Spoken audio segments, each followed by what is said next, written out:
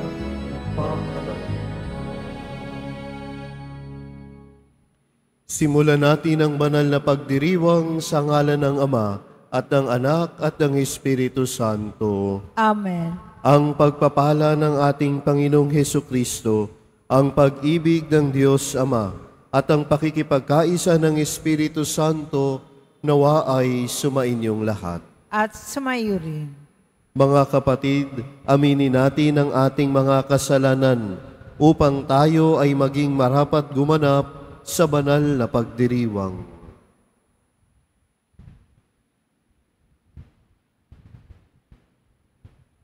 Inaamin ko sa makapangyarihang Diyos At sa inyo mga kapatid, na lubha akong nagkasala sa isip, sa salita at sa gawa, at sa aking pagkukulang. Kaya isinasamo ko sa mahal na Birheng Maria, sa lahat ng mga anghel at mga banal, at sa inyo mga kapatid, na ako'y ipanalangin sa Panginoong ating Diyos. Kaawaan tayo ng makapangyarihang Diyos, patawarin tayo sa ating mga kasalanan, at patnubayan tayo sa buhay na walang hanggan. Amen. Panginoon, kaawaan mo kami. Panginoon, kaawaan mo kami. Kristo, kaawaan mo kami. Kristo, kaawaan mo kami. Panginoon, kaawaan mo kami. Panginoon, kaawaan mo kami. Manalangin tayo.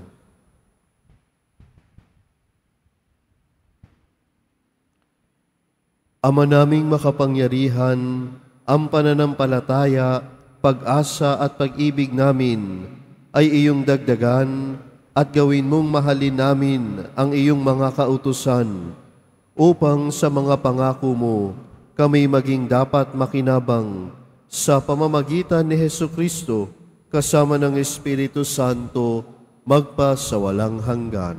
Amen. Magsiupo po ang lahat.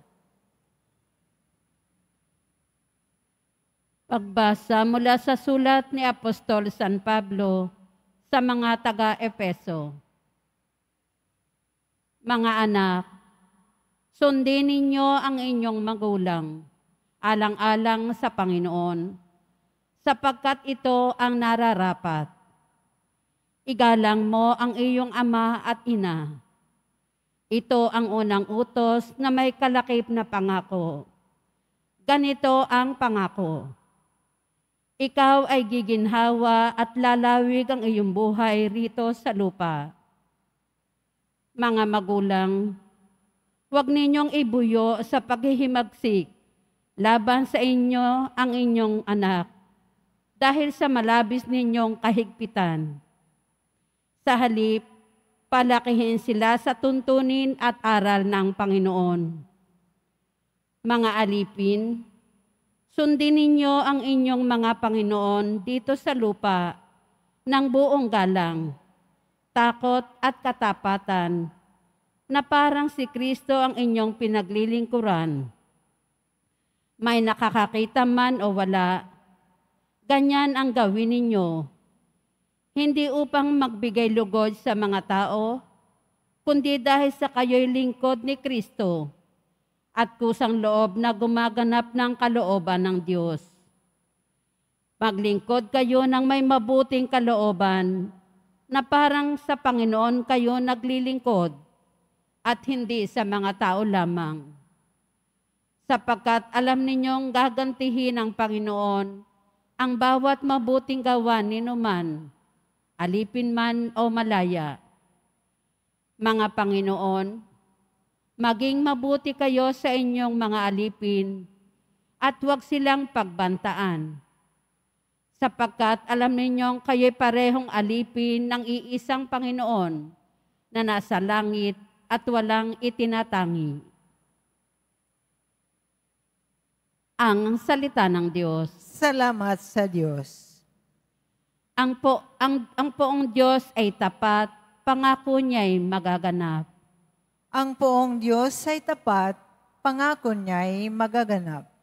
Magpupuring lahat sa iyo, O Panginoon, ang iyong nilalang. Lahat mong nilikha ay pupurihin ka at pasasalamatan. Babanggitin nilang tunay na dakila ang iyong kaharian at ibabalitang tunay kang dakilat makapangyarihan. Ang poong Diyos ay tapat, pangako niya ay magaganap. Dakila mong gaway upang matalastas ng lahat ng tao. Mababatid nila ang kadakilaan ng paghahari mo. Ang paghahari mo'y sadyang walang hanggan, hindi magbabago.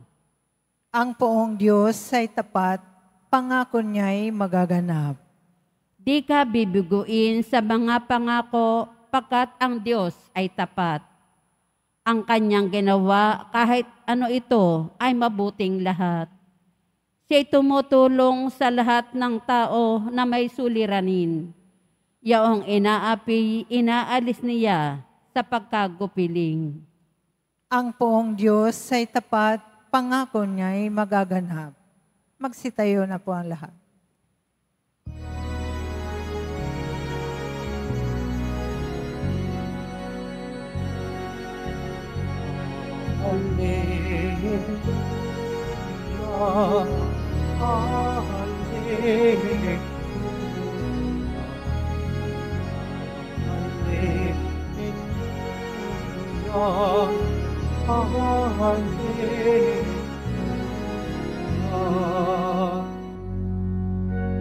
Tayo'y tinawag ng Diyos upang maging galugos sa ngalan ni Kristo Jesus.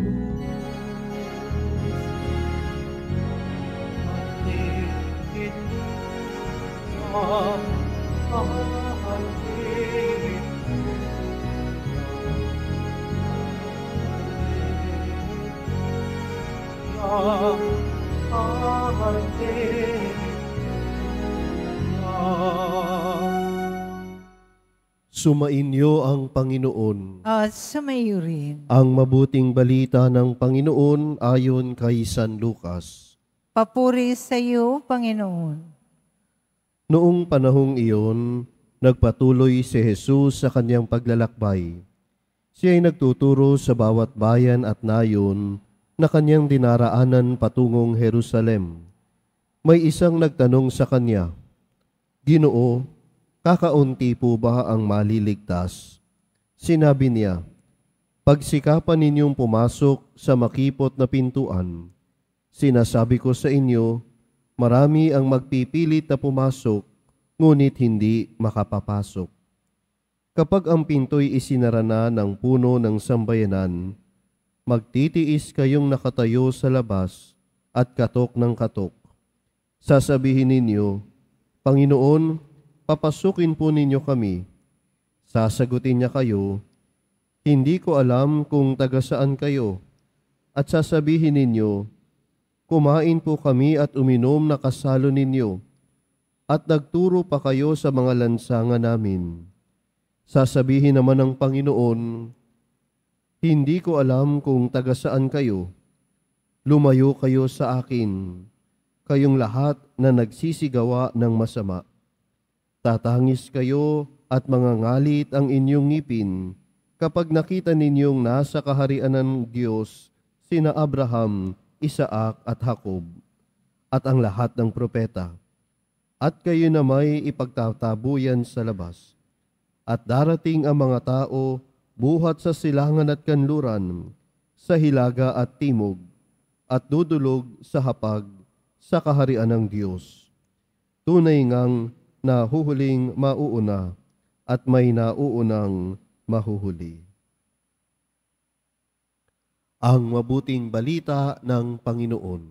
Pinupuri ka namin, Panginoong Hesukristo. Magsiupo po ang lahat. Magandang umaga po sa inyong lahat. Ang ebanghelyo natin ngayon ay tungkol sa usapin ng pagsisikap na makapasok sa makipot na pintuan patungo sa kaharian ng Diyos.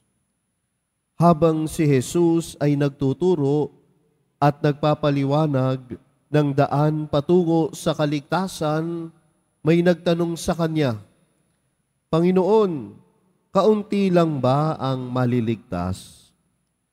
Ang sagot ni Jesus ay isang paanyaya sa pagsisikap at pagiging handa, sapagkat hindi lahat ng nag-aakala ay makapapasok sa kaharian ng Diyos ay makapapasok nga.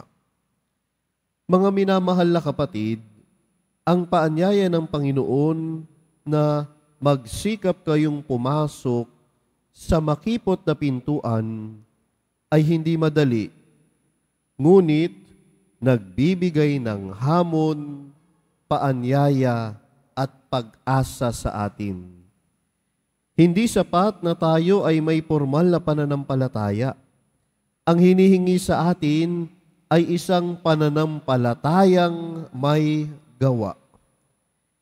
Isang buhay na may kabutihan at tapat na pagsunod sa kalooban ng Diyos. Kaya nga sa ating buhay, dapat buhay ang ating pananampalataya. Nakikita sa ating pamumuhay at pakikitungo sa ating kapwa ang ating pananampalataya. Kaya nga ang pagmamahal sa Diyos nakikita sa pagmamahal sa kapwa. Sinasabi natin na mahal natin ang Poong Jesus Nazareno, maging mapagmahal din tayo sa ating kapwa, lalo na sa mga kapos at nasa laylayan ng lipunan. Oo, at ipinapahayag natin ang ating pananampalataya sa pagdalos sa misa at sa pagdarasal. Mahalaga ito. Ngunit sana ito ay maipahayag din natin sa ating pang-araw-araw na ordinaryong buhay. Kaya, pagsumikapan natin na maisabuhay ang ating pananampalataya. Marami sa atin ang nagsisikap sa buhay, sa trabaho, sa pag-aaral, sa pagtustos sa pamilya. Pero minsan, nakakalimutan natin na ang pinakamahalaga ay ang pagsisikap sa ating relasyon sa Diyos.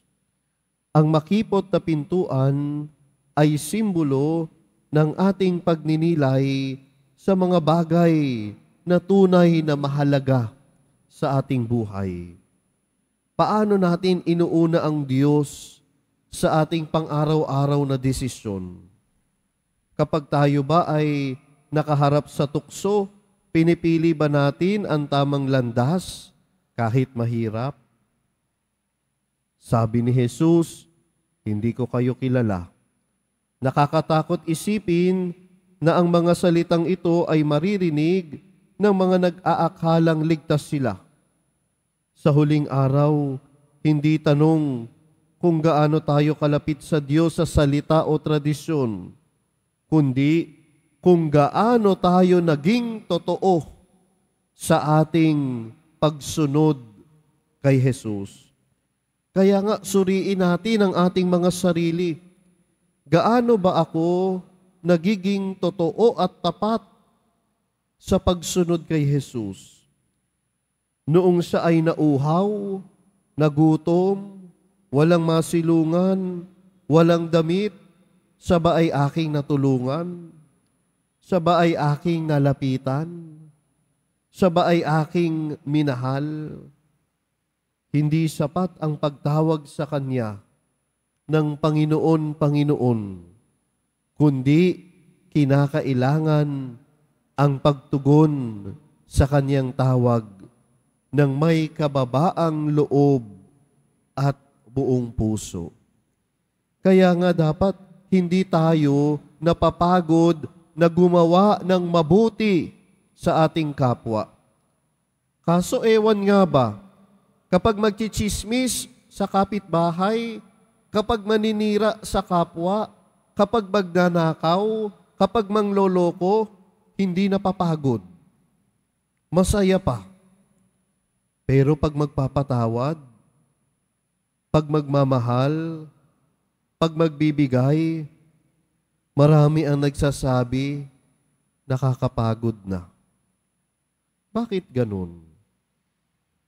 Mga kapatid, huwag tayong mapagod na gumawa ng mabuti sa ating kapwa. Kahit na ito ay hindi pinapansin, kahit na ito ay hindi binibigyan ng halaga, huwag mapagod na gumawa ng mabuti. Huwag mapagod na magbigay. Huwag mapagod na magmahal. Huwag mapagod na magpatawad. Sa gitna ng ating mga pagsubok at hirap, ang pagnanais na makapasok sa makipot na pintuan ay hindi imposible. Tulad ng itinuro ni Jesus, kailangan nating maging handa, magpakumbaba, at matutong magsakripisyo. Ang bawat desisyon natin sa araw-araw ay isang hakbang patungo sa pintuan ng buhay na walang hanggan. Kaya, patuloy tayong magsumikap, patuloy tayong magtiwala at manalig sa Diyos.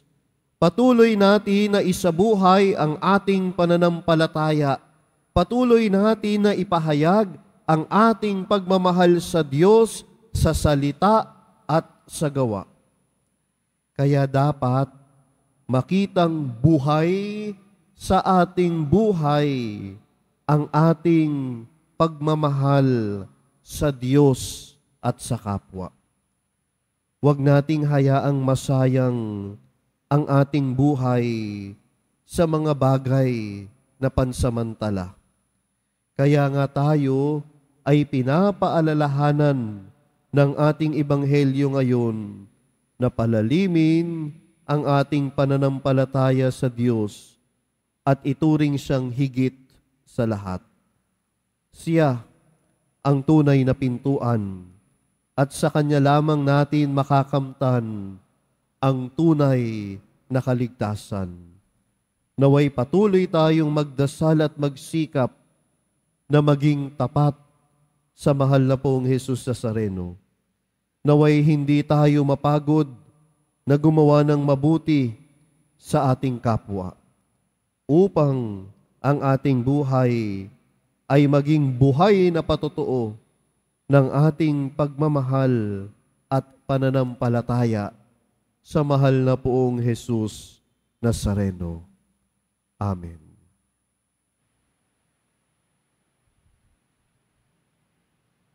Magsitayo na po ang lahat.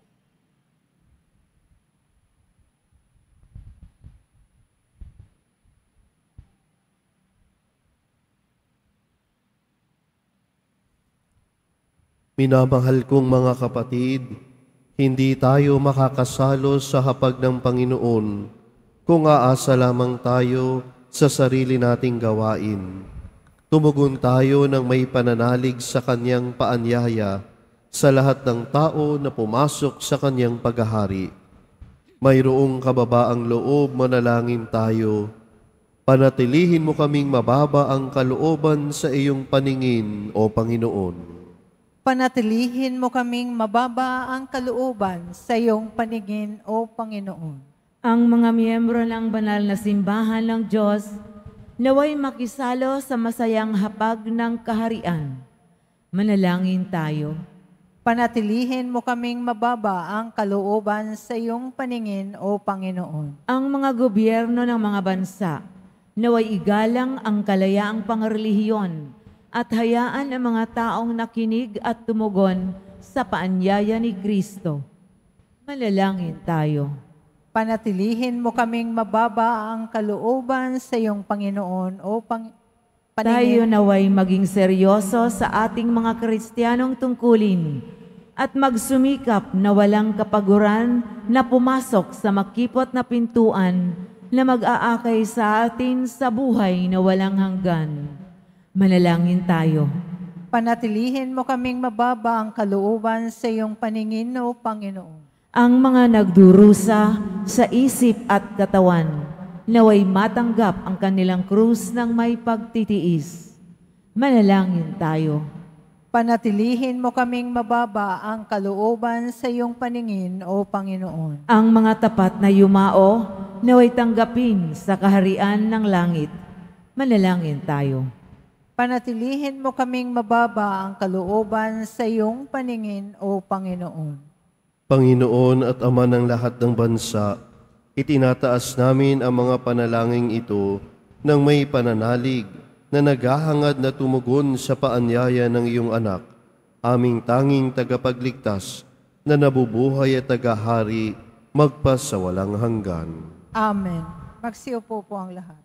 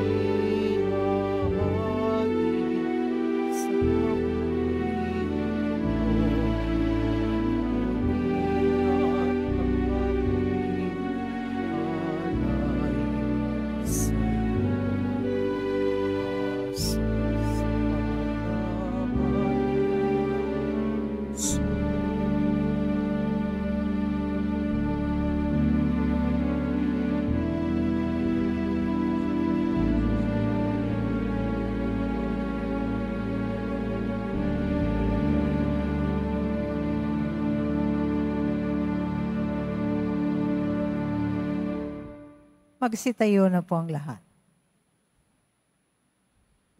Manalangin kayo mga kapatid upang ang paghahain natin ay kalugdan ng Diyos Amang makapangyarihan. Tanggapin nawa ng Panginoon itong paghahain sa iyong mga kamay sa kapurihan niya at karangalan sa ating kapakinabangan at sa buong sambayanan niyang banal. Ama naming lumikha, tunghayan mo ang mga alay na aming inihahain sa iyong kadakilaan upang ang paglilingkod na aming ginagampanan ay humantong sa iyo, lalong ikadarangal sa pamamagitan ni Hesukristo kasama ng Espiritu Santo magpasawalang hanggan. Amen. Sumainyo ang Panginoon. At sumayo rin. Itaas sa Diyos ang inyong puso at diwa. Itinaas na namin sa Panginoon. Pasalamatan natin ang Panginoong ating Diyos. Marapat na siya ay pasalamatan. Ama naming makapangyarihan, tunay ngang marapat na ikaw ay aming pasalamatan. Pinagbibigyan mong ito'y aming maihayag, kahit na ito'y walang anumang maidaragdag, sa kadakilaang sa iyo ay likas. Sa pagpupuri nami ang nakikinabang, ay kami ring iyong pinakikiharapan sa pamamagitan ng iyong anak na minamahal. Kaya kaisa ng mga anghel na nagsisiawit ng papuri sa iyo, nang walang humpay sa kalangitan, kami nagbubunyi sa iyong kadakilaan. Santo, Santo, Santo, Panginoong Diyos ng mga hukbo, napupuno ang langit at lupa ng kadakilaan mo, usana sa kaitaasan. Pinapalang na paririto sa ngalan ng Panginoon, usana sa kaitaasan. Magsiluhod po ang lahat. Ama naming banal, ikaw ang bukal ng tanang kabanalan, kaya't sa pamamagitan ng iyong Espiritu, gawin mong banal ang kaloob na ito upang para sa amin maging katawan at dugo ng aming Panginoong Hesukristo. Bago niya pinagtiis ang kusang loob na maging handog, hinawakan niya ang tinapay, pinasalamatan kanya, pinaghati-hati niya iyon, iniabot sa kanya mga alagad at sinabi, "Tanggapin ninyong lahat ito at kanin. Ito ang aking katawan na ihahandog para sa inyo."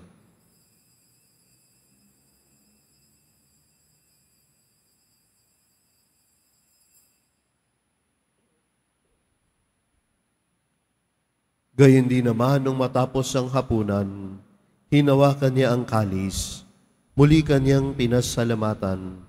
Inabot niya ang kalis sa kanyang mga alagad at sinabi, "Tanggapin ninyong lahat ito at inumin. Ito ang kalis ng aking dugo ng bago at walang hanggang tipan, ang aking dugo na ibubuhos para sa inyo at para sa lahat. Sa ikapagpapatawad ng mga kasalanan, gawin ninyo ito sa pag-alaala sa akin.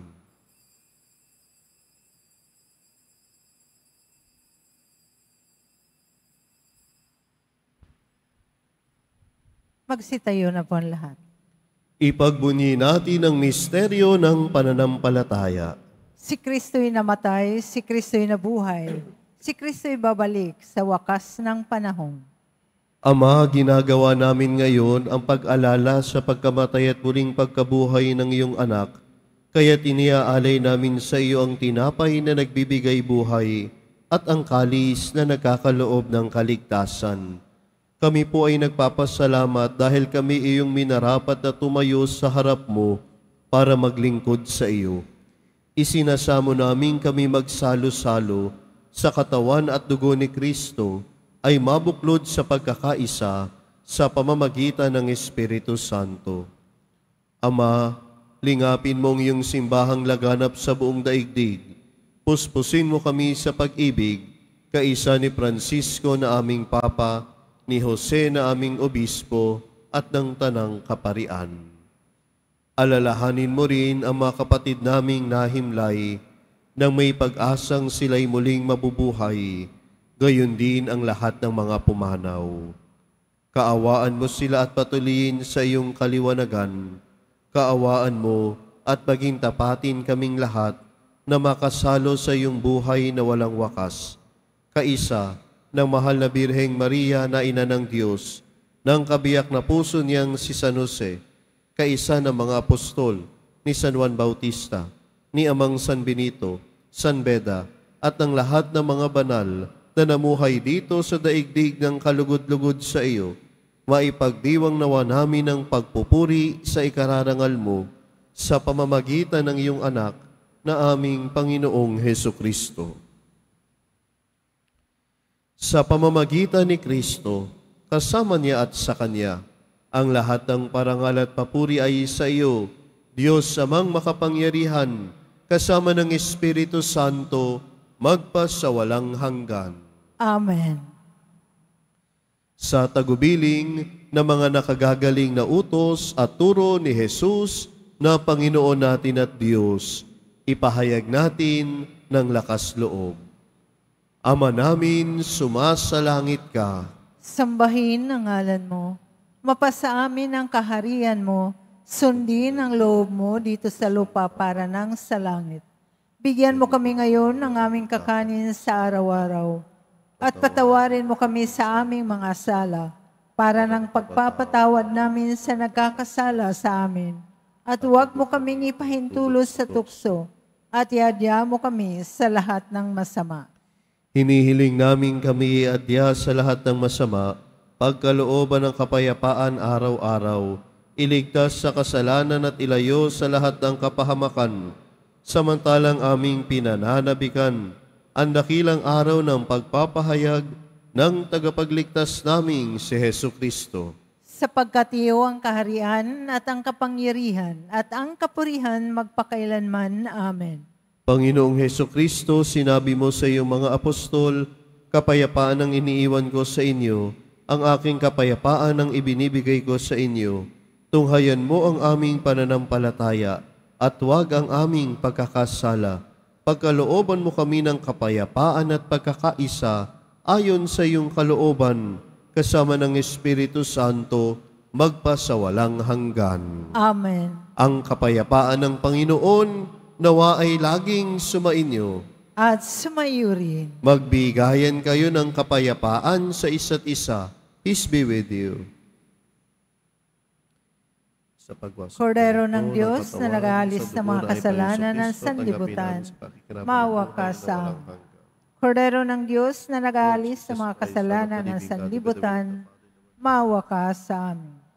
Kordero ng Diyos na nag-aalis ng mga kasalanan ng sanlibutan, ipagkaloob mo sa amin ang kapayapaan. Magsiluhod po ang lahat.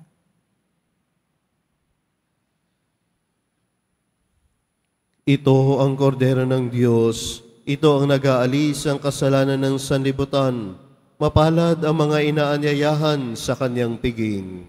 Panginoon, hindi ako karapat-dapat na magpatuloy sa iyo.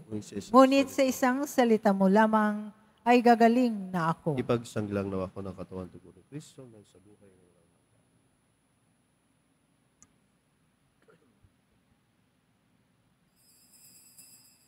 Para sa lahat ng tatanggap ng banal na komunyon, sasagot po tayo ng Amen pagkasabi ng pario ng lay minister ng katawan ni Kristo at isubo agad sa bibig bago malis sa harapan ng pario ng lay minister. Sumunod po tayo.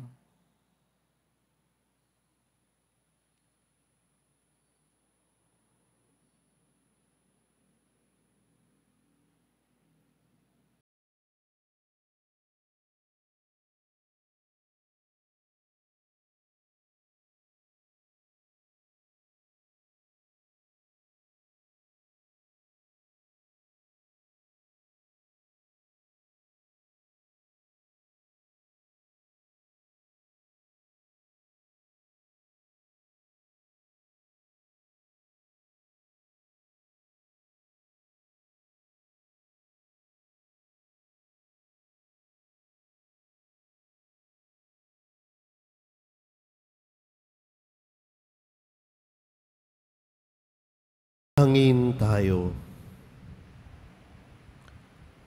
Ama naming mapagmahal, maging lubos nawa ang aming pakikinabang sa tinanggap namin sa piging mong banal, upang ang aming ginaganap ng lantaran ay siyang aming makamtang tunay sa pamamagitan ni Hesukristo kasama ng Espiritu Santo magpasawalang hanggan. Amen. Sumainyo ang Panginoon. At sumayo rin. Mahal na poong Jesus Nazareno, inihayag mo sa pamamagitan ng krus ang walang maliw na pag-ibig ng Diyos sa sangkatauhan. Pakinggan mo ang kahilingan ng iyong angkan na nagsusumamo sa iyo. Makamtam nawa nila ang iyong katugunan at tanggapin ang kasagutan na may utang na loob na tinatanaw. Basbasan din po ninyo ang mga daladanilang mga imahen at dasalan sa pamamagitan ng bendisyon na ito, naway maalala nila ang mga pangako nila noon sa binyag, na ikaw ang kanilang iibigin at paglilingkuran bilang Panginoon magpasawalang hanggan. Amen. At pagpalain kayo ng makapangyarihan at mapagmahal na Diyos, Ama, Anak, at Espiritu Santo. Amen. Naialay na natin ang misa. Humayo kayong taglayang kapayapaan ng poong Jesus Nazareno. Salamat sa Diyos.